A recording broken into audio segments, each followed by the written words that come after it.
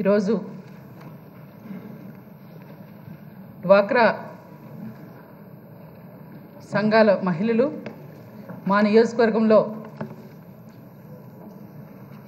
డ్వాక్రా రుణాలు మాఫీ చేస్తామని చెప్పి ప్రభుత్వం వాళ్ళు మేనిఫెస్టోలో పొందుపరచడం జరిగింది అధ్యక్ష. కానీ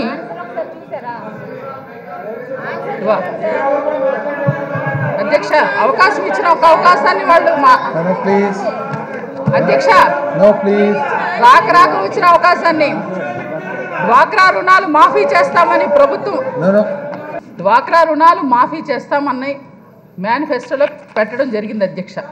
కానీ గ్రామాలలో మేము ప్రతిరోజు గ్రామాలకు వెళ్ళినప్పుడు మహిళలు అడుగుతున్నారు, అమ్మ మేము డ్వాక్రా రుణాలు తీసుకున్నాం, మాకు రుణాలు మాఫీ చేస్తానన్నారు, ఈ రోజు వరకు ప్రభుత్వం ఎందుకు మాఫీ చేయలేదని చెప్పి చాలా సూటిగా అడుగుతున్నారు అధ్యక్ష.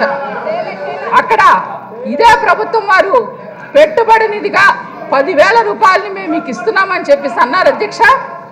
మొట్టమొదటి విడతలో 3,000 రూపాయలు ఇస్తూ ముట్టుకోవద్దన్నారు అధ్యక్ష.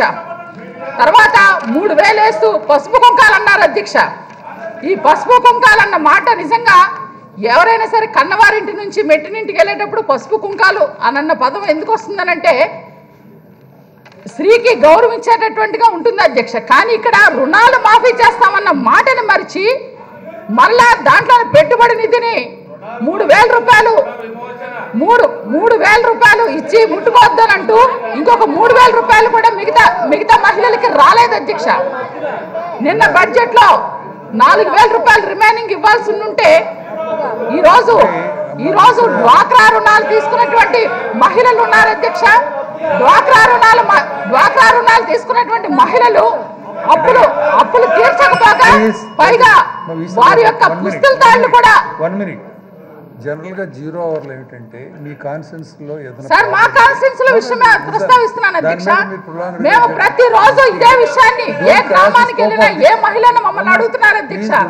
అందుకనే నా నియోజకవర్గంలో సమస్యలు మీకు తెలియజేస్తున్నాను అధ్యక్ష. ఇంతకీ డ్వాక్రా రుణాలు మాఫీ చేస్తారా లేదా అధ్యక్ష? పెట్టుబడి నిధిగా ఇచ్చేటటువంటి రిమైనింగ్ 4,000 కూడా నిన్న బడ్జెట్ లో పూర్తి స్థాయిలో అప్పుగా పెట్టడం జరిగింది అధ్యక్ష. ఈ విషయాన్ని మంత్రివర్యులకి మీ ద్వారా తెలియజేస్తున్నాను అధ్యక్ష. మినిస్టర్ గారు డ్వాక్రా రుణాలు మాఫీ ఎప్పుడు జరుగుతుందన్న స్పష్టంగా